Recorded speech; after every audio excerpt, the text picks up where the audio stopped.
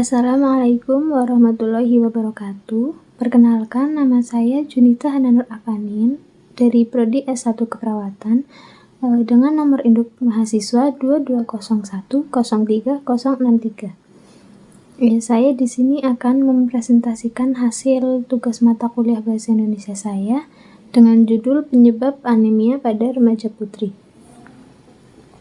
Penyebab anemia pada remaja putri ada 6. Yang pertama yaitu menstruasi, status gizi, riwayat penyakit, aktivitas fisik, konsumsi pangan, dan juga perilaku hidup bersih dan sehat. Yang pertama, definisi anemia.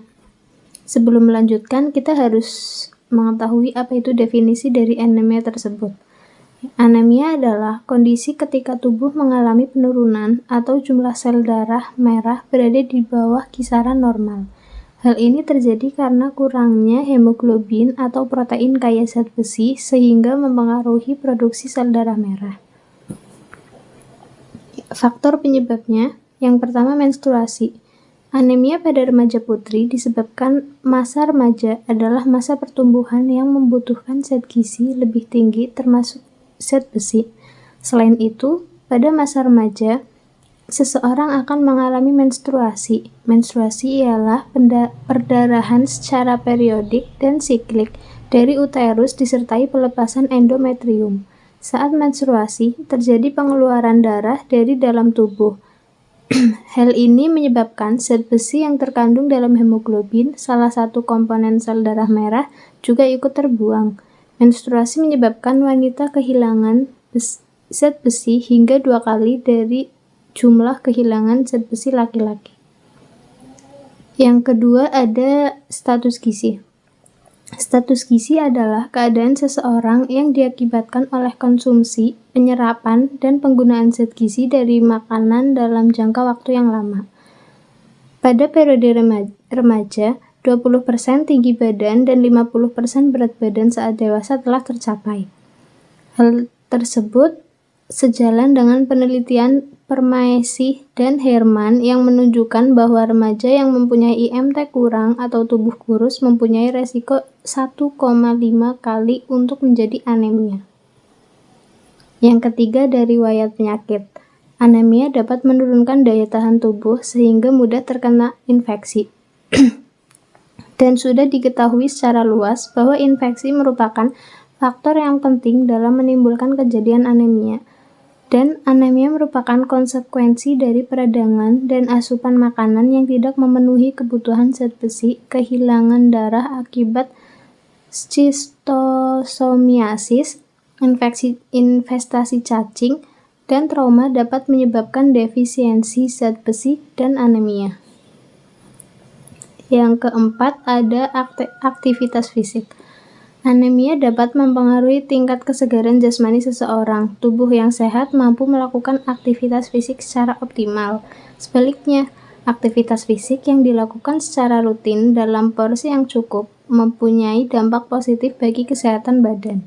Aktivitas fisik yang penting untuk mengetahui apakah aktivitas tersebut dapat mengubah status zat besi. Zat besi dalam hemoglobin, ketika jumlahnya berkurang secara ekstrim, dapat mengubah aktivitas kerja dengan menurunnya transport oksigen.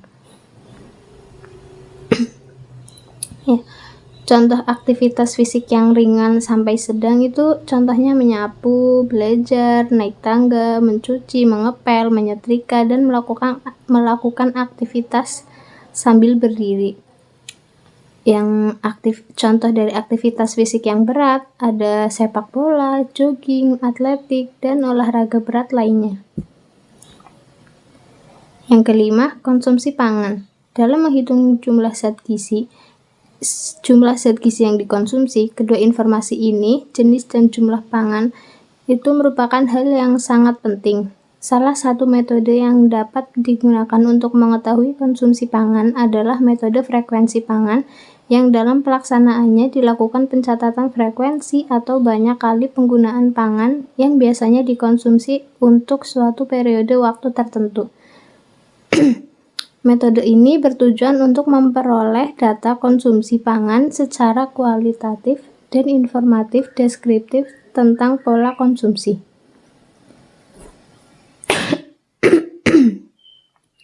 Yang terakhir ada perilaku hidup bersih dan sehat. Perilaku hidup sehat adalah perilaku proaktif untuk memelihara dan meningkatkan kesehatan, mencegah resiko terjadinya penyakit, melindungi diri dari ancaman penyakit, serta berperan aktif dalam gerakan kesehatan masyarakat yang termasuk dalam hygiene perorangan adalah mencuci tangan sebelum dan sesudah makan dengan sabun dan air bersih mampu mencegah resiko terkena diare. Cuci tangan sebelum makan merupakan salah satu faktor determinan status anemia. Adapun faktor penyebab anemia lainnya, yaitu yang pertama ada jenis kelamin, umur, pendapatan orang tua, dan terakhir status proteinuria. Faktor pendidikan juga dapat mempengaruhi status anemia seseorang sehubungan dengan pemilihan makanan yang dikonsumsi. Tingkat pendidikan yang lebih tinggi akan mempengaruhi pengetahuan dan informasi tentang gizi yang lebih baik dibandingkan seseorang yang berpendidikan lebih rendah. Pilihan konsumsi makanan seseorang selain dipengaruhi oleh pengetahuan gizi, juga dipengaruhi oleh wilayah seseorang tinggal dalam hal ketersediaan pangan. Keadaan indeks massa tubuh atau IMT.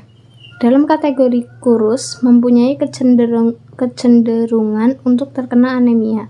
Menurut Thomson, pertumbuhan yang terganggu berhubungan dengan anemia, defisiensi besi, dan indeks massa tubuh atau IMT secara positif berhubungan dengan konsentrasi hemoglobin seseorang. Namun hasil tersebut berbeda dengan kelompok wanita usia subur di Lebanon yang menunjukkan bahwa tidak ada hubungan IMT dengan status anemia. Hasil penelitian menunjukkan bahwa pendapatan orang tua yang rendah memiliki kecenderungan menderita anemia.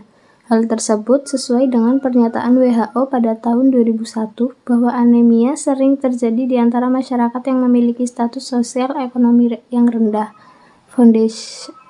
Foundation juga menemukan bahwa status sosial ekonomi menjadi faktor yang cukup mempengaruhi timbulnya kejadian anemia pada remaja.